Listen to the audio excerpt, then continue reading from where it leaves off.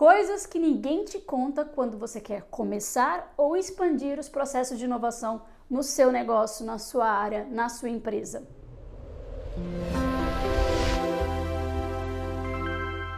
Olá, eu sou Nanda Nogueira, CEO da Close Gap, e estou aqui para te mostrar e te ensinar na prática por que ter uma jornada de inovação dentro do seu negócio, dentro das áreas que você quer atuar com inovação, faz toda a diferença.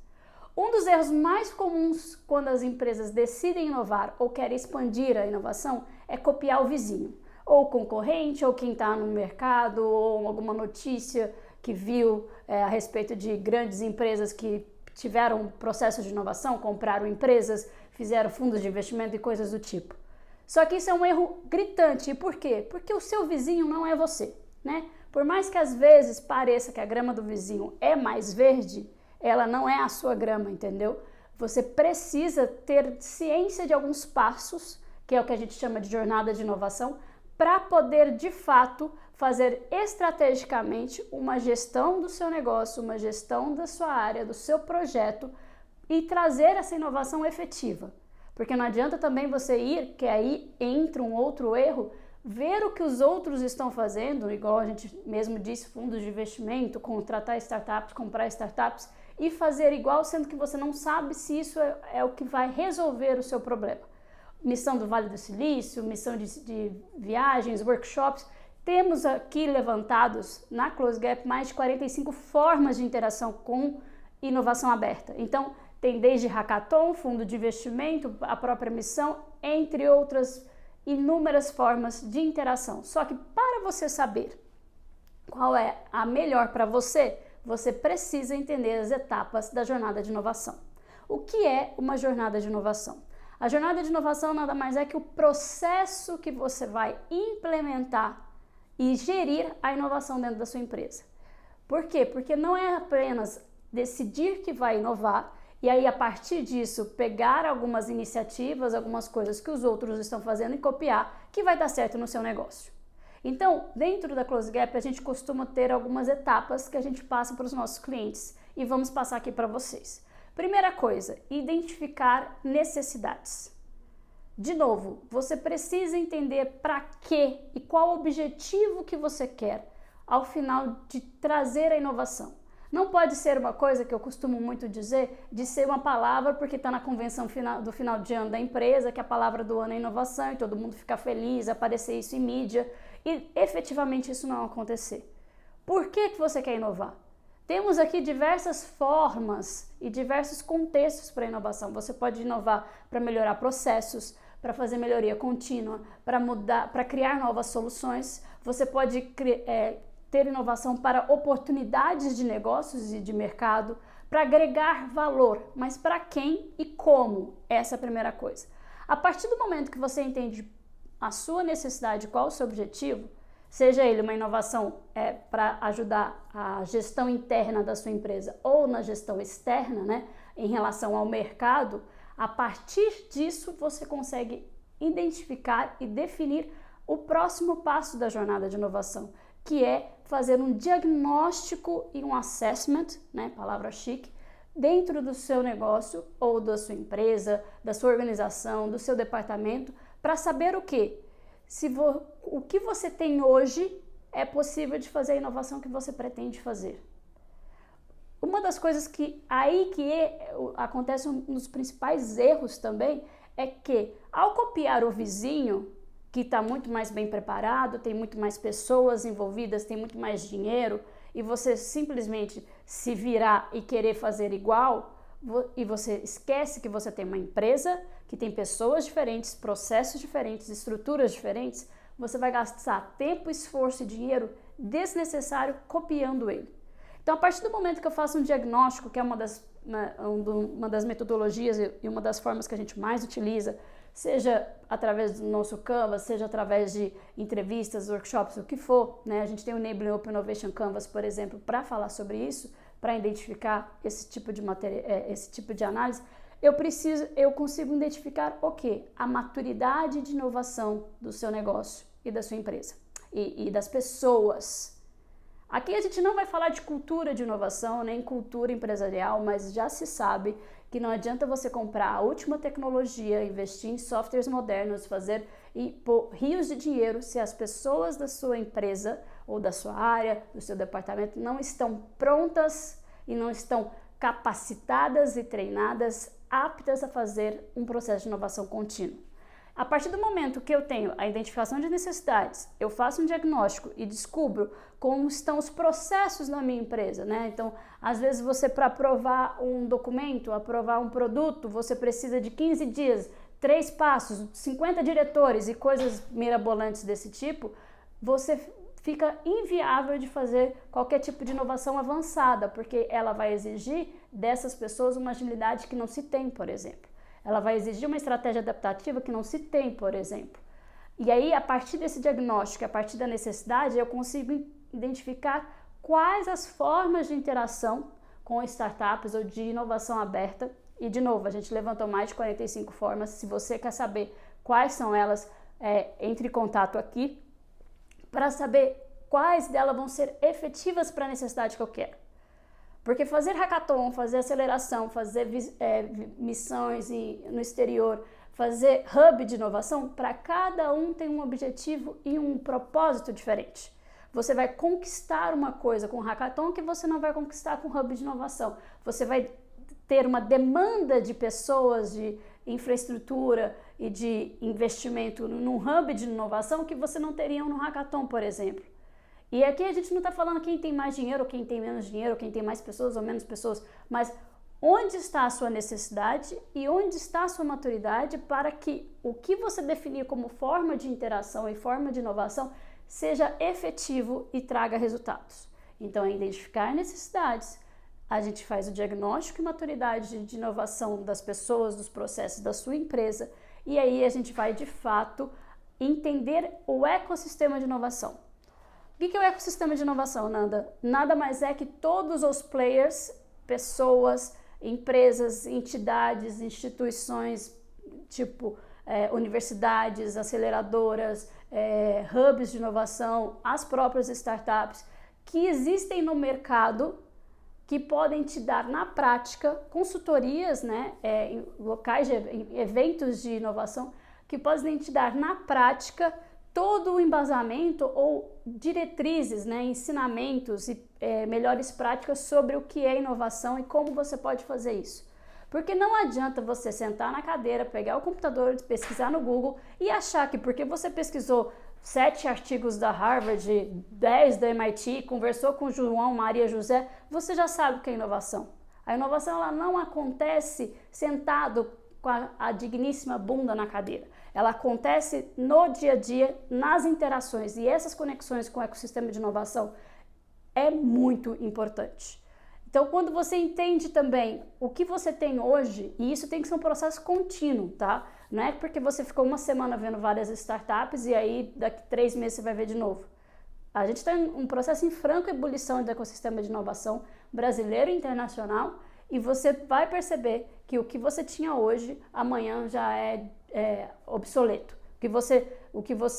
O que a gente tinha de Uber, de aplicativos de delivery, né, que foi, né, um boom tempos atrás, agora já temos outras demandas, outras necessidades, outras inovações disruptivas. Então é uma coisa que você precisa estar constantemente fazendo no seu negócio, para a sua organização. Ou seja, colocar na agenda, ter essas conexões com o ecossistema é extremamente importante.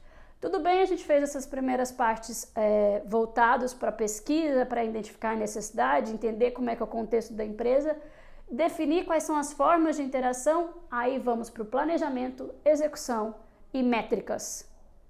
Essa é a parte prática. E aí, muitas vezes as pessoas pecam, porque quando você copia o vizinho lá, a grama do vizinho, que investiu milhões, fez fundo de investimento, venture capital, fez hub de inovação com 10 andares, comprou 200 startups, vendeu, etc, etc. Se você pular direto para esse ponto, né, fazer igual ele, você vai perceber que você não vai ter maturidade para isso, não tem estrutura para isso, estrutura de empresa e de pessoas, e você vai perder um grande potencial ou perder uma grande oportunidade de efetivamente ter resultados com inovação porque você pulou etapas, né? Então, aqui, nesta etapa que você faz o planejamento, entendendo a realidade da sua empresa, as formas de interação de startups ou de inovação aberta que se existe e efetivamente acontecer.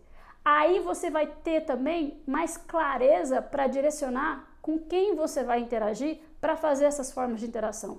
Então, se você decidir que você vai fazer um hackathon, você consegue identificar quem são as empresas ou os parceiros que têm as melhores soluções.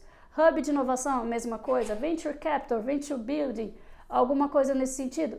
Da mesma forma, você não fica à mercê do mercado ou de pessoas que, infelizmente, a gente ainda tem, né, que vende qualquer coisa para quem quer fazer inovação de qualquer jeito. E você vai ter uma maior estratégia, você vai ser mais efetivo na sua estratégia, na sua necessidade com este parceiro, né? Ou juntar a sua equipe junto com este parceiro ou montar a equipe para fazer essa inovação acontecer. A partir do momento que você tem a clareza, você sabe as etapas que você pretende com as iniciativas, e aí a gente tem que entender o seguinte: não estamos falando só de uma iniciativa, estamos falando de iniciativas contínuas. Então, nada impede de hoje você fazer um hackathon e aí, dependendo de um resultado A, você fazer outra iniciativa ou fazer em paralelo, mas tudo vai depender se você tem competência, maturidade e se você identificou no diagnóstico, nas etapas anteriores, por que você quer e se sua equipe está preparada para isso, né? Sua empresa está preparada para isso. Fez o planejamento, a hora de executar. Lembre-se sempre lembre-se que não estamos falando aqui de projetos mirabolantes de inovação. A inovação ela acontece continuamente, então não é porque você definiu fazer um hub de inovação que é só isso que você vai fazer. Você precisa de outras iniciativas acontecendo paralelamente. E todas elas têm que lembrar aquele mantra: testar rápido, errar rápido. Muito a questão de testes. Então, você vai validar se fazer um hackathon para um objetivo A é interessante, se vai ser um hackathon interno, se vai ser ou não, eu vou fazer um roadshow junto com startups, vou fazer match com startups para procurar esse problema. Tem diversas formas que pode atingir a sua necessidade, pode atingir seu objetivo, mas você precisa entender o que você vai testar e como você vai testar. E teste rápido, teste pequeno e teste rápido. Essa é a grande vantagem das iniciativas de inovação com o que era feito anteriormente. Se você lembrar que para criar um produto, né, especialmente as grandes empresas, ela fazia vinha uma área de pesquisa e desenvolvimento, vários anos, várias pessoas envolvidas, grandes investimentos para criar um produto novo, aí faz uma grande campanha de marketing, chama gente celebridade, faz um lançamento nacional, então assim, é um investimento de tempo, esforço e dinheiro enorme que a gente fazia para uma coisa que você não sabia se dava certo, né? Você fazia o que eu costumo falar de futurologia do achismo. Você acreditava que dava certo e você testava esse novo produto e investia alto nisso. A gente tem, óbvio, inúmeros casos que deram certo com essas estratégias, mas a gente também teve inúmeros casos que deram errado. Na inovação, você tem a oportunidade de fazer isso de forma menor, mais otimizada, porque à medida que você vai tendo os primeiros resultados, você consegue aumentar e investir mais e se envolver mais para criar projetos maiores. Então, não pense que empresas como Ambev, Magalu, o próprio Nubank, por exemplo, eles tacaram na primeira oportunidade milhões e muitas pessoas, etc. Eles precisavam entender o mercado, as necessidades, se era uma demanda real e não uma demanda de achismo, e a partir disso, através das primeiras respostas, dos primeiros resultados dessas iniciativas ou desses testes, ou seja, tiveram métricas em relação a isso, eles poderiam investir mais pessoas, mais dinheiro e a partir disso fazer novas iniciativas e aí o ciclo continua. Então aqui é muito importante na parte do mão na massa, ao executar, é ter clareza que são diversas formas de inovação, que você vai, até onde você vai testar a inovação A, B ou C, e o que você espera de cada uma. E a partir das respostas você vai saber o que você vai continuar e o que você vai eliminar, mudar ou simplesmente talvez o que você queria lançar, por exemplo, não teve demanda, então você tem a oportunidade de criar um outro produto do zero ou criar um outro processo do zero sem ter gastado, sem ter investido muitas pessoas, muito tempo e muito dinheiro desnecessariamente. E isso é um ciclo contínuo que você faz dentro da sua empresa. E à medida que você vai fazendo de forma pequena, você vai engajando também mais pessoas. Porque ninguém quer participar de um projeto que vai custar milhões, vai envolver um monte de infraestrutura e de repente não dá certo. E isso entra também a questão da cultura, entra também a questão da gestão das pessoas, né? Porque nem todas as pessoas que estão na sua empresa hoje estão preparadas para a inovação, mas elas podem ser treinadas e incentivadas mas isso é um outro assunto. Então, a partir do momento que você identificou as necessidades, a partir do momento que você viu o diagnóstico, né, viu como é o mapeamento de maturidade de inovação, maturidade dos processos, agilidade dos processos dentro da sua empresa, a partir do momento que você vê isso, e aí você vai ao mercado e começa a conhecer o que tem e de fato fazer um planejamento e executar com métricas, você teve uma jornada de inovação. E aí quando você tem os primeiros resultados, você engaja mais pessoas, que isso é um ponto muito importante, você poder engajar cada vez mais pessoas para inovar. Não vá pensando que na primeira iniciativa toda a empresa vai aceitar, porque não é verdade. Não é verdade. Você precisa ser um facilitador e engajar essas pessoas, engajar a sua equipe aos poucos, e as respostas, as pequenas vitórias é o que vai trazer mais pessoas nesse sentido. E aí você consegue mostrar para o mercado que você sim é uma empresa inovadora. Então a jornada de inovação nada mais é que os passos que você precisa fazer continuamente para ter uma gestão de inovação efetiva e não apenas um copy-paste, ou seja, uma cópia descarada e deslavada do que está sendo feito no mercado ou que os grandes fazem, né, os mais reconhecidos fazem, e você perder tempo, esforço, dinheiro e talvez a sua carreira por conta disso, né? Então o importante aqui é você entender que a jornada de inovação ela é a ferramenta que você precisa, são as etapas essenciais para que você tenha uma gestão de inovação com resultados, para que você tenha uma gestão de inovação com estratégias. Uma coisa interessante também quando você faz essas etapas é você entender que todas elas precisam acontecer continuamente. Então não é porque você fez no mês de março a questão do diagnóstico que você só vai fazer isso em outubro. Porque o mundo muda muito rápido, né? Tipo, a gente costuma dizer que o dia mais lento da sua vida é hoje e a coisa vai ficar cada vez pior. Então, como é que você pode ter um mapeamento sobre o que acontece no Brasil, no exterior do seu segmento, do seu mercado ou da sua área? O que está acontecendo de inovação estrategicamente e como isso pode afetar? O que tem de disruptivo ou não? Porque a pior coisa que você pode ter neste momento é ser disruptado no seu mercado porque você não prestou atenção devida naquilo que você não estava conseguindo ver.